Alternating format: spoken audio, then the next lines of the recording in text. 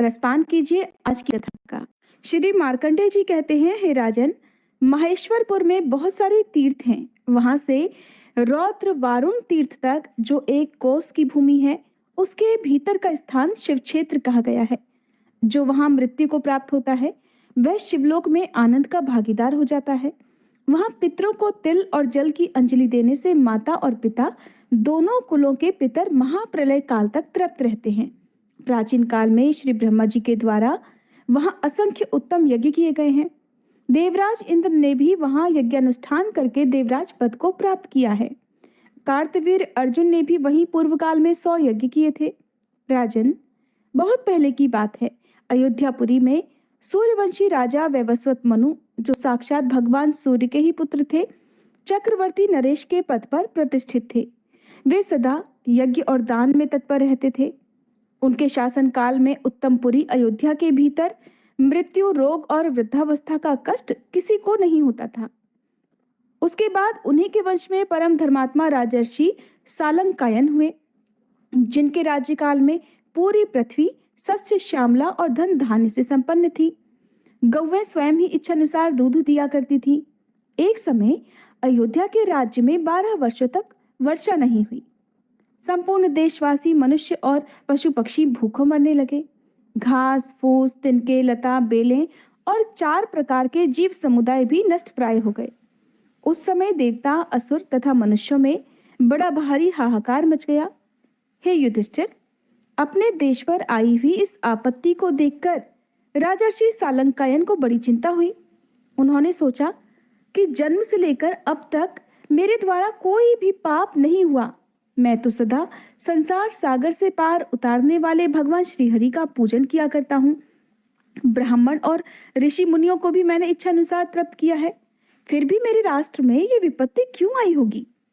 इस प्रकार विचार करते हुए राजा ने बृहस्पति जी के समान बुद्धिमान ब्रह्मवादी वशिष्ठ मुनि को भक्तिभाव से साष्टांग प्रणाम करके पूछा, हे ब्राह्मण, ये 12 वर्षों की अनावृष्टि क्यों हुई है?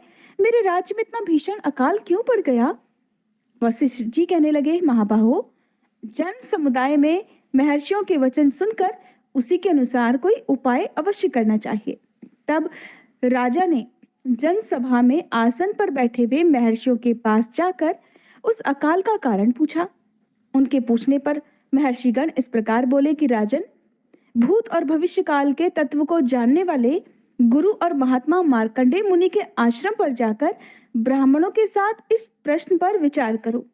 वे मुनि जो जो धर्म तुम्हें बताएं, उनका तुम्हें पालन जरूर करना चाहिए। इसके बाद राजा सालंकायन ब्राह्मणों के साथ दिव्य रथ पर आरूढ़ होकर नर्मदा नदी के तट पर गए और वहां मुनियों के साथ बैठे हुए मुझ मार्कंडेय को प्रणाम करके बैठ गए। तब मैंने उनसे कुशल मंगल पूछा। राजा कहने लगे कि हे ब्राह्मण, आज आपके चरणार बिंदों का दर्शन करने से मैं सकुशल हूँ, परंतु भविष्य में मेरे राष्ट्र का क्या होगा, ये बात मुझे सदा पीड़ित किए रहती है। मैंने कहा कि प्रजा के कुमार्गामी होने से, देवताओं और ब्राह्मणों को कष्ट पहुंचाने से तथा वर्णाश्रम धर्म का लोप करने से जो महान अधर्म होता है, वो धर्म को हानि पहुंचाता है। इसलिए इस संकट से बचने के लिए और मुक्ति पाने के लिए तुम नर्मदा के तट पर आकर रुद्र यज्ञ करो और महादेव जी की विधि पूर्वक आराधना करो। इससे वर्तमान उपद्रव की शांति हो जाएगी। बादल इच्छा के अनुसार वर्षा करेंगे और पुनः सृष्टि का सारा कार्य पहले की तरह चलने लगेगा। तुम भी पाप दोष से मुक्त हो जाओगे और राज्य तथा स्वर्ग पाओगे। मुनि का ये वचन सुनकर राजा ने मुनियों सहित मुझे नमस्कार किया और कहने लगे, महामुने, आपने कृपा पूर्वक जो कुछ बताया है उसे मैं अपने ऊपर आपका बहुत बड़ा अनुग्रह मानता हूँ। ये कहकर राजा ने अयोध्यापुरी को संदेश भेजकर अपनी रानियों और राजकुमारों को यज्ञ सामग्री के साथ वहीं बुलवा लिया। उनके बुलाने पर महाराज की 1008 रानियां, राजकुमार तथा घर का कामकाज करने वाले अन्य सभी लोग भी यज्ञ सामग्री सहित वहीं पर उपस्थित हो गए।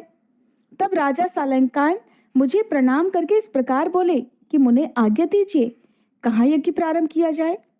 मैंने कहा, वैदूर्य पर्वत के पश्चिम भाग में यज्ञ यूप और यज्ञ मंडप निर्माण कराओ तथा यज्ञ की अन्य सभी सामग्रियों को भी वहीं इकट्ठा कराओ।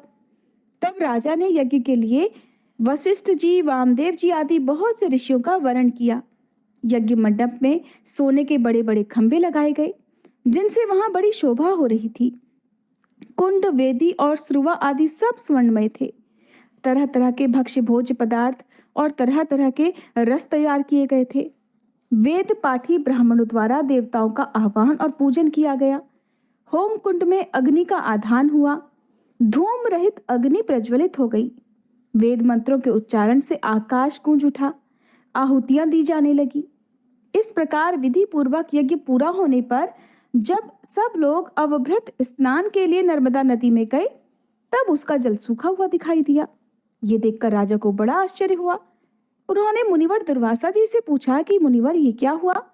वर्षा भी कहीं नहीं हुई और नर्मदा का जो पुराना जल था वो भी सूख गया। इसका क्या कारण है? राजा का प्रश्न सुनकर दुर्वासा मुनि बोले, राजन, जल तो सभी लोगों को अभीष्ट है। तप, होम और वेद मंत्र ब्राह्मणों के अधीन है और यज्ञ रक्षा तथा दक्षिणा यजमान के अधीन, इसलिए सब कुछ विधिवत संपन्न हुआ है। नर्मदा जल रहित हो गई और बादलों ने भी अभी तक पानी नहीं बरसाया। इससे हताश होने की आवश्यकता नहीं है राजन। जो चली गई है उस नर्मदा नदी के आने का इंतजार देखो। तब राजा ने नर्मदा जी की स्तुति इस प्रकार प्रारंभ की कि हे सुरेश्वरी, आपको नमस्कार है। शंकरात्मजे, आपको नमस्कार है। इडा, पिंगला, उमा, गंगा, सरस्वती, वेद माता, गायत्री, सावित्री, सरस्वती, ब्राह्मी, वैष्णवी और गौरी, सब कुछ आप ही हो। आप ही परम यशस्विनी लोक माता लक्ष्मी हो।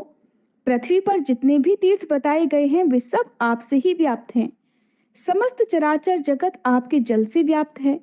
जगत में कोई ऐसा स्थान नहीं दिखाई देता जो आपके जल से आवृत ना हो। आपके जल में स्नान करने मात्र से तृप्त होकर सब जीव परम गति को प्राप्त होते हैं। अमित तेजस्वी राजा के मुख से इस प्रकार स्तुति सुनकर नर्मदा देवी ने उन्हें प्रत्यक्ष दर्शन दिया और कहने लगी, राजन, तुम्हारे मन में जो इच्छा हो उसके अनुसार वर मांगो। तब राजा ने हाथ जोड़कर कहा कि देवी, आप 7 पूर्व के और 7 दूसरे प्रवाहों को अक्षय कर दीजिए।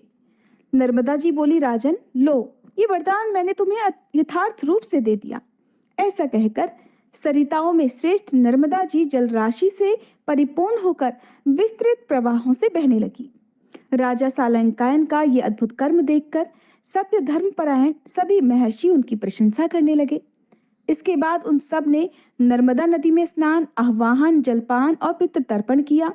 इसके बाद सर्वस्व दक्षिणा पाए हुए ब्राह्मणों ने वह यज्ञ समाप्त किया। जो जिस वस्तु की कामना करता उसे वही वस्तु दी जाती थी। इसके बाद शिवालय में जाकर समस्त मनोवांछित फलों को देने वाले देव पूजित महेश्वर लिंग में स्थित भोग मोक्ष प्रदाता उमा महेश्वर का राजा ने विधि पूर्वक पूजन किया। पूजा में प्रत्येक उपचार ओम महेश्वराय देवाय शंभवाय नमो नमः इस मंत्र से ही चढ़ाया गया। पूजा समाप्त होने पर राजा वहीं हाथ जोड़कर खड़े हो गए। इसके बाद नर्मदा देवी भगवान शंकर के चरण के नीचे से प्रकट हुई। उनका वह प्रवाह संपूर्ण देवताओं द्वारा पूजित हुआ। इसके बाद संतुष्ट हुए महादेव आदि सभी देवतागण बोले, राजन, तुम अब मनवांछित वर मांगो। उनके ऐसा कहने पर राजा सालंकन कहने लगे कि देवताओं, आप लोग कभी भी इस स्थान का परित्याग मत कीजिएगा। हमारे राज्य में अकाल आदि दोषों से पीड़ित प्रजा का कष्ट दूर हो और वह सदा फले फूले।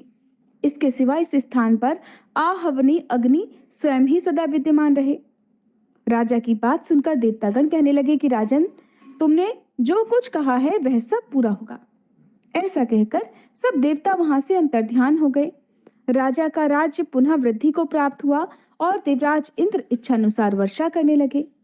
वह यज्ञ पूरा करके राजा सालंकायन अपने मंत्रियों तथा अंतःपुर की रानियों के साथ देव निर्मित अयोध्यापुरी में लौट आए। युधिष्ठिर, इस प्रकार मैंने तुम्हें उमा महेश्वर तीर्थ का महात्म्य भी सुनाया है। अब धर्मराज युधिष्ठिर को श्वेत, किंशुक आदि तीर्थों की महिमा बताते हुए मार्कंडेय जी कहते हैं, हे युधिष्ठिर, अमरेश्वर के पूर्व भाग में स्थित श्वेत किंशुक नामक पाप नाशन तीर्थ का महात्म्य भी सुनो, जिसमें स्नान करने वाले मनुष्य स्वर्गलोक को प्राप्त होते हैं।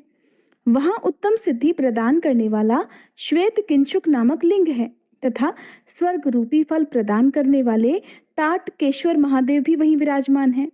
इसके बाद वर्ण नाम से प्रसिद्ध एक दूसरा पाप नाशक तीर्थ भी है, जहां लोक में वर देने वाले त्रयंबक महादेव विराजमान हैं। उस तीर्थ के महात्म्य से गंडेश को स्वर्गलोक की प्राप्ति हुई थी। वहां गंडकेश्वर और शुक्लेश्वर लिंग प्रसिद्ध हैं। नर्मदा और दंतीवनी का संगम सर्वत्र विख्यात है। वहीं पर सब सिद्धियों को देने वाला लिंगेश्वर लिंग भी है। बालकेश्वर और पूर्णकेश्वर लिंग भी वहीं है। नर्मदा के उत्तर तट पर उत्तम नर्मदापुर है।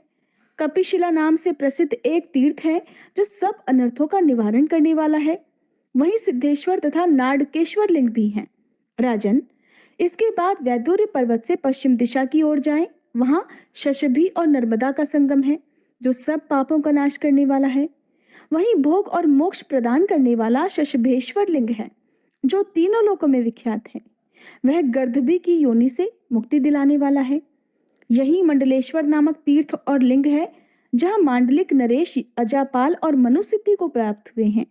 वहां यज्ञ करके मनुष्य फिर इस संसार में दोबारा जन्म नहीं लेता। वहां तिल और जल देने से तथा पिंडदान करने से जब तक सूर्य और चंद्रमा विद्यमान है तब तक पितरों को तृप्ति बनी रहती है। वहां जो दान दिया जाता है उसके पुण्य की कोई संख्या नहीं है। वहां से कांतारक तीर्थ में जाए जो सब तीर्थों में श्रेष्ठ और शुभ है। वहां स्नान करने वाले स्वर्ग में जाते हैं और मरने वाले मोक्ष प्राप्त करते हैं। त्रेता युग में रघुवंशी राजकुमार श्री राम और लक्ष्मण जी मिथिलेश कुमारी सीता जी के साथ यहाँ आकर नर्मदा के पार हुए थे। वे दोनों भगवान विष्णु के अवतार थे और पिता की आज्ञा का पालन करते हुए इसी मार्ग से वन में गए थे। उन्होंने इस श्रेष्ठ तीर्थ में स्नान करके भक्ति पूर्वक महादेव जी का पूजन किया था। जहां उनका स्नान हुआ वह स्थान राज तीर्थ के नाम से प्रसिद्ध है। वहां लक्ष्मणेश्वर तथा सीतेश्वर लिंग है जो देवताओं और दानवों द्वारा वंदित हैं। उस तीर्थ में शूलपाणी महेश्वर का पूजन करके मनुष्य गणपति पद को प्राप्त हो जाता है। राजन, वहां से पुण्य तीर्थ शिवालय को जाए। वहीं परम मनोहर महिष्मतीपुरी है जिसका दर्शन करके कोई भी नीचे नहीं गिरता। वहां अपनी ज्वालाओं से प्रज्वलित कालाग्नि रुद्र का निवास है। इसके बाद कोटि तीर्थ है जहां कोटीश्वर लिंग विराजमान है। उसकी पूजा से कोटि यज्ञों का फल प्राप्त होता है। वहां दिए हुए दान का पुण्य कोटि गुना बढ़ जाता है। इसके बाद दशाश्वमेध तीर्थ है जो भोग और मोक्ष देने वाला है। वहां तिल और जल से तर्पण करने पर पितरों को उत्तम गति प्राप्त होती है। वहां स्नान करने मात्र से मनुष्य तेजस्वी हो जाता है। इसके बाद वंध्या और नर्मदा का संगम है जो देवताओं और असुरों से भी नमस्कृत है। राजन, उस संगम में मुनकेश्वर लिंग है जिसका दर्शन केवल योगियों को होता है। इन सभी लिंगों और तीर्थों का भक्तिभाव से पूजन करके मनुष्य ब्रह्मत्या आदि पापों से मुक्त हो जाता है। इतना ही नहीं, वह अंत में शिवलोक को प्राप्त होता है और उसके पितरों को भी स्वर्गलोक में स्थान मिल जाता है। जय भोलेनाथ। आज की कथा समाप्त हुई। उम्मीद है हर बार की तरह आज की वीडियो भी आपको पसंद आई होगी।